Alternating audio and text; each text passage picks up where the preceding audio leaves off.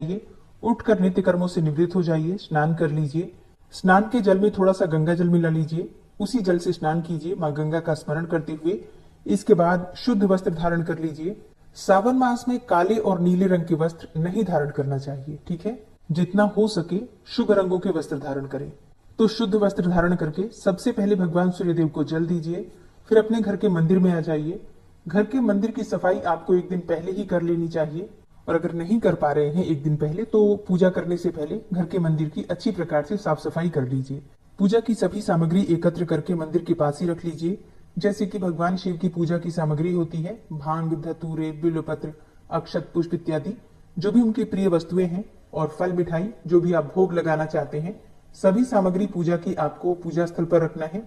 भगवान भोलेनाथ के अभिषेक के लिए आपको जल चाहिए, शुद्ध जल और गंगा जल, पंचामृत, दूध, दही, घी, शहद, शक्कर, इन पांचों चीजों को मिलाकर भी आप रख सकते हैं, चाहे तो अलग अलग भी रख सकते हैं। पूजा की सभी सामग्री एकत्र करके एक स्थान पर रखकर और आसन डालकर मंदिर के पास आपको बैठना है। पूजा करते समय आपका मुख होना चाहिए पूर्व दिशा की तरफ या फिर उत्तर दिशा की तरफ। भगवान भोलेनाथ का ध्यान करके शुद्ध घी का दीप प्रज्वलित कीजिए, फिर व्रत का संकल्प लीजिए। संकल्प कैसे लेना है? देखिए, संकल्प के लिए अपने हाथ में आपको लेना है थोड़ा सा जल, थोड़ा सा अक्षत और पुष्प ले लीजिए। अपना नाम बोलिए, अपना गोत्र बोलिए, और जिस स्थान पर आप रहते हैं उस स्थान का एड्रेस बोलिए।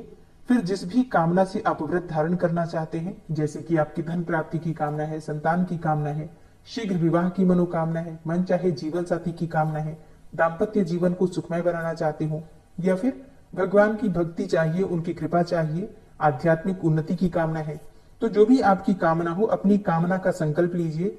भगवान के सामने अपनी मन की कामना कहिए, और इसके बाद आपके हाथ में जो सामग्री है भगवान भोलेनाथ के चरणों में अर्पित कर दीजिए। व्रत में संकल्प लेना अत्यंत आवश्यक है, क्योंकि बिना संकल्प के व्रत का, पूजा का संपूर्ण फल नहीं मिलता। यही संकल्प इस दिन को केवल पूजा नहीं बल्कि व्रत बनाता है। संकल्प लेने के बाद विधि विधान से भगवान शिव की पूजा प्रारंभ कीजिए। शिवलिंग घर में है तो शिवलिंग का अभिषेक आप कर सकते हैं। घर में शिवलिंग नहीं है, सिर्फ फोटो है, तो भाव से अभिषेक कर लीजिए। और घर के आसपास कोई मंदिर है जहां पर शिवलिंग विराजित है तो वहां जाकर शिवलिंग का अभिषेक कर सकते हैं, या फिर अपने घर में मिट्टी का शिवलिंग बना लीजिए, बर्फ का शिवलिंग बना लीजिए, ठीक है। पुष्प से भी शिवलिंग बना सकते हैं। तो शिवलिंग अनेकों प्रकार से बनते हैं, आप चाहे तो शिवलिंग घर में बनाकर भी पूजा कर सकते हैं। सबसे पहले शिवलिंग का जलाभिषेक करते हैं। पहले जल से अभिषेक करते हैं, फिर पंचामृत से, या फिर पंचामृत में अलग अलग जो वस्तुएं हैं जैसे कि दूध, दही, घी, शहद और शक्कर, पंचामृत की पांचों चीजों को एक एक करके शिवलिंग पर अर्पित कीजिए। फिर शुद्ध जल से शिवलिंग का अभिषेक कीजिए, फिर गंगा जल से कीजिए। इस प्रकार से शिवलिंग पर आपको सभी चीजें एक एक करके अर्पित करनी है। और अभिषेक करने के बाद वस्त्र अर्पित कीजिए, सफेद वस्त्र या फिर कलावा, थोड़ा सा वस्त्र के स्वरूप में अर्पित कीजिए। सफेद चंदन से तिलक कीजिए, त्रिपुंड लगा दीजिए, भस्म चढ़ा सकते हैं। और इसके बाद भांग, धतूरा, बिल्वपत्र, अक्षत, पुष्प इत्यादि जो भी वस्तुएं आपके पास उपलब्ध हो एक एक करके शिवलिंग पर अर्पित कीजिए। फिर धूप दीप प्रज्वलित करके भगवान की आराधना कीजिए। फिर भगवान भोलेनाथ को फल या फिर मिठाई का भोग लगा सकते हैं, चाहे तो खीर का भोग भी लगा सकते हैं। मतलब जो भी चीजें आपके पास उपलब्ध हो यथाशक्ति यथासंभव भगवान को भोग लगा दीजिए। अच्छा, ध्यान रखिए पूजा करते समय पूरे समय नमः शिवाय या फिर महामृत्युंजय मंत्र का जप करते रहिए। फिर भगवान भोलेनाथ के सामने ही बैठकर सावन सोमवार व्रत की कथा सुनिए या फिर स्वयं से पढ़ लीजिए। इसके बाद भगवान भोलेनाथ की आरती कीजिए, क्षमा प्रार्थना कीजिए। सुबह और शाम दोनों समय इसी प्रकार से सोमवार में आपको पूजा करना है। वैसे तो सावन के महीने में प्रतिदिन आपको इसी प्रकार से पूजा करना है, लेकिन सावन मास का सोमवार विशेष है। अगर आप रोज नहीं भी कर पाते हैं तो इस दिन आपको विधि विधान से भगवान शिव की पूजा जरूर करना है और जलाभिषेक जरूर करना है। शिवलिंग की आराधना करना अत्यंत आवश्यक है। अगर आपके पास शिवलिंग नहीं है तो आप चाहे तो सावन के महीने में शिवलिंग अपने घर में स्थापित कर सकते हैं। नर्मदेश्वर शिवलिंग या फिर पारे का शिवलिंग, या फिर आप चाहे तो जैसे कि स्फटिक का शिवलिंग होता है आप उसकी भी स्थापना कर सकते हैं। या फिर धातु का शिवलिंग जैसे कि पीतल का हो, या फिर चांदी का शिवलिंग, सोने का शिवलिंग, अपनी इच्छा के अनुसार किसी भी प्रकार से शिवलिंग अपने घर में होना चाहिए, इस बात का ध्यान रखिए। जलाभिषेक करते समय आपको ध्यान रखना है जितना हो सके पतली धार बनाकर आपको शिवलिंग पर जल अर्पित करना है, और जल की धार को देखते हुए ही शिवलिंग पर आपको जल अर्पित करना है। और मंत्र जप करते रहिए जब तक कि आपकी पूजा पूर्ण नहीं हो जाती है। तो ये तो हो गई पूजा विधि। अब बात करें कि अगर हम व्रत धारण करते हैं तो व्रत में आपको किस बात का ध्यान रखना है, क्योंकि व्रत जो हम धारण करते हैं उस व्रत का फल हमें तभी प्राप्त होता है जब हम नियम पालन करते हैं। और उतना ही फल उसका प्राप्त होता है जितना कि हम नियम पालन करते समय ध्यान रखते हैं। तो क्या नियम होते हैं, देखिए। सावन सोमवार के व्रत में दिन में आपको सोना नहीं है, ठीक है, दिन में सोना नहीं है।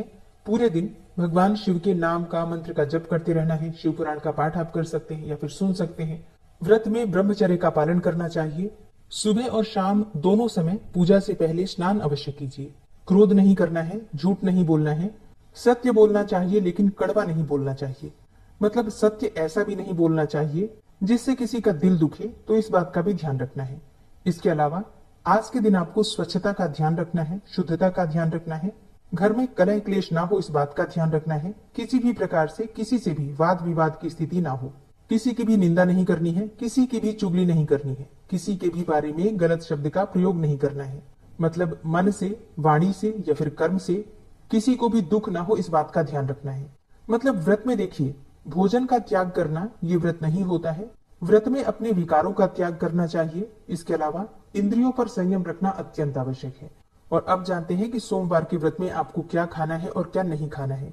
देखिए, सोमवार के व्रत में आप फलाहार कर सकते हैं। सुबह की पूजा पूर्ण करके आप फलाहार कर सकते हैं। कोई सा भी फल खा सकते हैं, जूस पी सकते हैं, दूध भी ले सकते हैं। बहुत से भक्त हैं जो कि सावन मास में दूध का त्याग करते हैं, तो ऐसे में दूध में आप इलायची डालकर या फिर सौंफ मिलाकर, हल्दी डालकर ले सकते हैं, ठीक है। या फिर नारियल का दूध हो, बादाम का दूध हो, तो आप उस दूध का भी प्रयोग कर सकते हैं। कई भक्त हैं जो कि ये व्रत निर्जल ही धारण करते हैं। तो देखिए, आपकी अपनी क्षमता पर निर्भर करता है। अगर आप स्वस्थ हैं और आपकी इच्छा है तो आप चाहे तो निर्जल भी ये व्रत धारण कर सकते हैं। लेकिन अगर आप फलाहार से व्रत करते हैं तो कोई सा भी फल, कोई सा भी जूस इत्यादि आप ले सकते हैं। व्रत का पारण कब करें और व्रत कैसे खोलें? तो देखिए, सावन सोमवार का व्रत दो प्रकार से होता है। एक तो पूरी तरह से फलाहार पर, मतलब पूरे दिन 24 घंटे अन्न का आहार नहीं लेते हैं, सिर्फ फल पर, दूध पर ही आप पूरा 24 घंटा बिताते हैं। फिर मंगलवार के दिन सुबह स्नान करके आप भोजन करते हैं, ठीक है। इसमें सोमवार के दिन आप अन्न का और नमक का दोनों का त्याग करते हैं। कई भक्त ऐसे हैं जो कि शाम के समय, मतलब सोमवार की संध्या समय, भगवान की पूजा करने के बाद फलाहार कर लेते हैं। नमक का सेवन नहीं करते हैं, मीठा भोजन कर लेते हैं। मतलब जैसे कि शाम के समय भगवान को खीर का भोग लगाते हैं, हलवे का भोग लगाते हैं या फिर पंजीरी का भोग लगाते हैं, तो शाम को संध्या पूजा के बाद उसी प्रसाद में से ग्रहण कर लेते हैं। साथ में आप चाहें तो मीठा भोजन कर सकते हैं, जैसे कि दूध और रोटी ले सकते हैं या फिर हलवा ले सकते हैं, पूरी ले सकते हैं, कोई भी चीज। मतलब नमक का त्याग करके पूरी तरह से मीठा भोजन आप कर सकते हैं।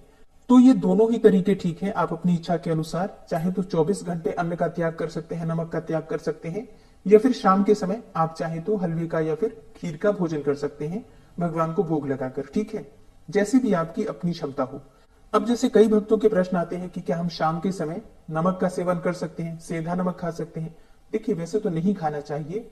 सोमवार के व्रत में या फिर किसी भी व्रत में अगर हम नमक का त्याग करते हैं तो ये श्रेष्ठ होता है, ठीक है। नमक को तामसिक भोजन ही माना गया है और तामसिक चीजों का ही हमें त्याग करना होता है व्रत में, तो नमक का सेवन ना करें तो ज्यादा श्रेष्ठ है। मान लीजिए किसी कारणवश, जैसे कि आपका स्वास्थ्य ठीक ना हो, आप 24 घंटे बिना नमक के नहीं रह पाते हैं, बहुत सारी परेशानियां हैं आज के समय में, तो ऐसे में आप चाहें तो शाम के समय सेंधा नमक ले सकते हैं। मतलब अगर बिल्कुल परेशान है तब आप ले सकते हैं, ठीक है। पारण करने से ही व्रत पूर्ण माना जाता है, तो पारण करने से पहले भगवान की पूजा करके क्षमा प्रार्थना कीजिए। अपना व्रत, अपनी पूजा भगवान को समर्पित कीजिए और उनसे प्रार्थना कीजिए कि इस व्रत में, पूजा पाठ में जाने अनजाने हमसे कोई भी भूल चूक हुई हो तो भगवान उसे क्षमा करें और हम पर कृपा करें। हमारे व्रत का, हमारी पूजा का शुभ फल हमें प्रदान करें। और ओम नमः शिवाय इस प्रकार से मंत्र जप करते हुए भगवान को पुष्पांजलि अर्पित कीजिए। इसके बाद आप व्रत का पारण कीजिए, ठीक है। अच्छा, अब जैसे प्रश्न आता है कि क्या प्रत्येक सोमवार को माता पार्वती को सुहाग की सामग्री हमें अर्पित करनी है? देखिए, ऐसा आवश्यक नहीं है। प्रत्येक सोमवार को, जैसे कि सुहागिन महिलाएं हैं, तो माता पार्वती को आपको सिंदूर लगाना है और गठबंधन करना है शिव पार्वती का, और भगवान से अपने अखंड सौभाग्य के लिए और दाम्पत्य जीवन को सुखमय बनाने के लिए, सुख समृद्धि के लिए प्रार्थना करना है। कुंवारी कन्याएं सिंदूर लगा सकती हैं, ये प्रश्न होता है। देखिए, रोली लगाइए माता पार्वती को, आप हल्दी लगा सकते हैं, रोली लगा सकते हैं और उसी उंगली से अपने मस्तक पर आप तिलक कर सकते हैं, ठीक है। एक और चीज, गठबंधन आप कर सकते हैं, ठीक है। कुंवारी कन्याएं भी माता पार्वती को और भगवान शिव को एक मौली से गठबंधन करके अपने सौभाग्य के लिए प्रार्थना कर सकती हैं। अपने मन चाहे जीवन साथी की कामना कर सकती हैं, या फिर योग्य जीवन साथी की कामना हो तो प्रत्येक सोमवार को भगवान शिव और माता पार्वती की विधि विधान से पूजा करके गठबंधन कीजिए, ठीक है। और सुहाग की सामग्री मतलब 16 सुहाग की सामग्री कब अर्पित कर सकते हैं? देखिए, वैसे तो आप चाहे तो प्रत्येक सोमवार को कर सकते हैं या फिर किसी भी एक सोमवार को कर सकते हैं। आप चाहे तो पहले सोमवार को अर्पित कर दीजिए या फिर अंतिम सोमवार को जब व्रत का उद्यापन करते हैं तब तो सुहाग की सामग्री हमें अर्पित करनी ही होती है, दान करने के लिए भी और स्वयं के लिए भी। ठीक है, अब प्रश्न आता है कि अगर हम पुरुष हैं और व्रत धारण करते हैं तो किस प्रकार से पूजा करें? देखिए, पूजा इसी प्रकार से करना है, बस आप माता को सिंदूर नहीं लगा सकते हैं और गठबंधन नहीं कर सकते हैं। बाकी की सारी पूजा उसी प्रकार से होती है।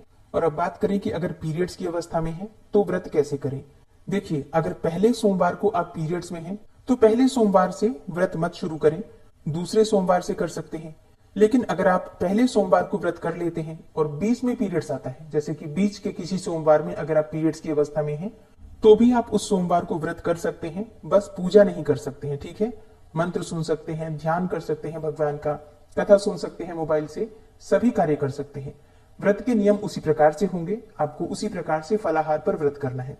लेकिन हाँ, अगर आप चाहें तो जिस समय आप पीरियड्स में हैं, जिस सोमवार को आप पीरियड्स में हैं, उस सोमवार को आप छोड़ भी सकते हैं। ठीक है, और फिर जब शुद्ध हो जाते हैं तो उस सोमवार को आप व्रत कर सकते हैं। ठीक है, तो जितने सोमवार आप शुद्ध हैं उतने सोमवार आप विधि विधान से पूजा करके व्रत कर सकते हैं। जिसमें आप पीरियड्स में हैं, आप चाहे तो व्रत कर लीजिए, पूजा मत कीजिए, मानसिक पूजा कर लीजिए, या फिर आप चाहे तो उस व्रत को छोड़ दीजिए, अगले सोमवार को व्रत कर लीजिए। ठीक है, इसी प्रकार से सावन के सोमवार के व्रत होते हैं। विधि विधान से, सच्चे मन से और श्रद्धा भाव से जब हम सावन सोमवार का व्रत करते हैं तो कोई भी कामना नहीं है जो अधूरी रहे। बस इतना ध्यान रखना है, गलतियां कम से कम हो। सावन मास में प्रयास करना चाहिए कि पूरे सावन मास में आप लहसुन प्याज का त्याग करें, और अगर आप मांस मदिरा का सेवन करते हैं तो आपको सावन मास में इन चीजों का भी त्याग करना चाहिए। ब्रह्मचर्य का पालन करने का प्रयास कीजिए। ठीक है, सावन मास में हम अगर इन सभी नियमों का पालन करते हैं और व्रत करते हैं, अपनी इच्छा के अनुसार कोई भी व्रत, बहुत